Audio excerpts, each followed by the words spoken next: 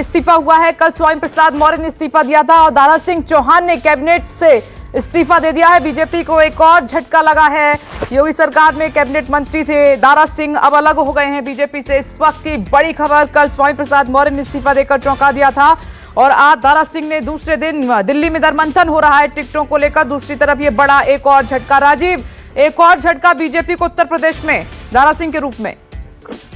देखिए, ऐसा माना जा रहा था कि दारा सिंह चौहान, जो कि चौहान कम्युनिटी से आते हैं, मऊ के रहने वाले हैं और पिछला विधानसभा चुनाव वो जीते थे, उनको कैबिनेट मंत्री, वन मंत्री बनाया गया था और बहुत जोर शोर से उनको शामिल कराया गया था भारतीय जनता पार्टी में। इसके पहले वो समाजवादी में पार्टी में थे, उसके पहले वो बहुजन समाज पार्टी में, अगर आप 2009 से 14 की बात करें तो लोकसभा में वो नेता सदन रहे थे।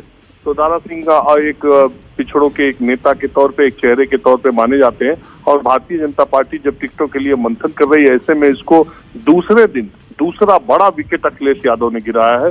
दारा सिंह चौहान, जो मुझे जानकारी है, समाजवादी पार्टी में आने वाले दिनों में शामिल होंगे।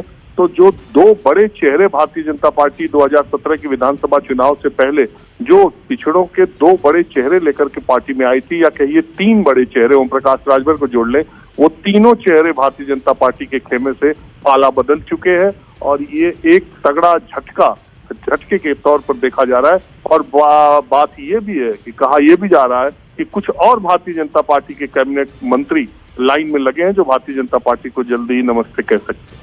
तो डैमेज कंट्रोल करने में कामयाब नहीं हो पा रही है बीजेपी। राजीव, खबर ये थी कि सुबह चॉपर से दारा सिंह को दिल्ली बुलाया जा रहा था। देखिए, मैं आपको बता दूं कि ये जो नेता है ना, ये दारा सिंह चौहान हो या स्वामी प्रसाद मौर्य हो, इन नेताओं की फितरत चुनाव से पहले पार्टी बदलने की इसके पहले भी रही है।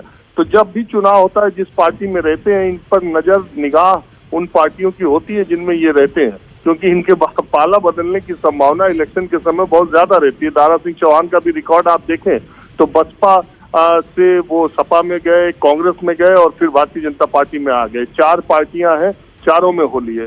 और स्वामी प्रसाद मौर्य 3 पार्टियों में अगर आप देखें, हालांकि उनका बसपा में लंबा करियर था, लेकिन ये भी चुनाव के समय, उन्होंने पिछले चुनाव के समय तो ऐसा लग रहा था कि अगर स्वामी प्रसाद मौर्य जाते हैं तो दारा सिंह चौहान, एक बात मैं और आपको बता दूं, दारा सिंह चौहान एक डिग्री कॉलेज के महासचिव, महामंत्री का चुनाव जीते थे बहुत कम उम्र में, और उसके बाद सीधे मायावती ने उन्हें चौहान चेहरे के तौर पर सीधे राज्यसभा में भेजने का काम किया था और वो राज्यसभा में सीधे चले गए थे।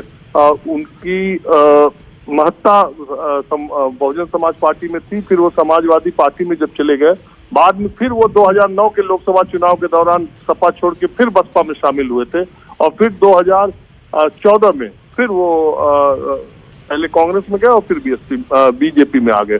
तो इन नेताओं के पाला बदलने की इनकी जो आदतें हैं, उस पर भारतीय जनता पार्टी को शक था कि एक बार चुनावी आचार संहिता लागू होगी तो स्वामी प्रसाद मौर्य और दारा सिंह चौहान जैसे नेता पाला बदल सकते हैं। राजीव, छोटे नेताओं का जाना तो समझ में आता है, लेकिन इतने बड़े विकेट गिरना, ये क्या बीजेपी के लिए नुकसान की घड़ी है इस वक्त चुनाव से पहले?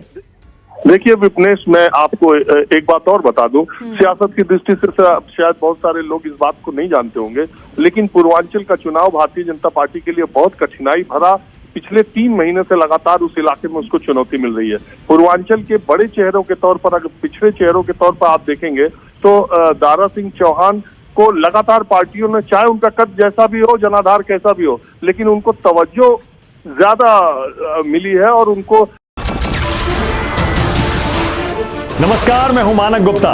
अगर आपको हमारा ये वीडियो पसंद आया हो तो इसे लाइक और शेयर जरूर करें और हाँ, हमें सब्सक्राइब और फॉलो करना ना भूलें ताकि आप देश और दुनिया की कोई खबर मिस ना करें। तो जुड़े रहिए हमारे साथ और देखते रहिए न्यूज़ 24।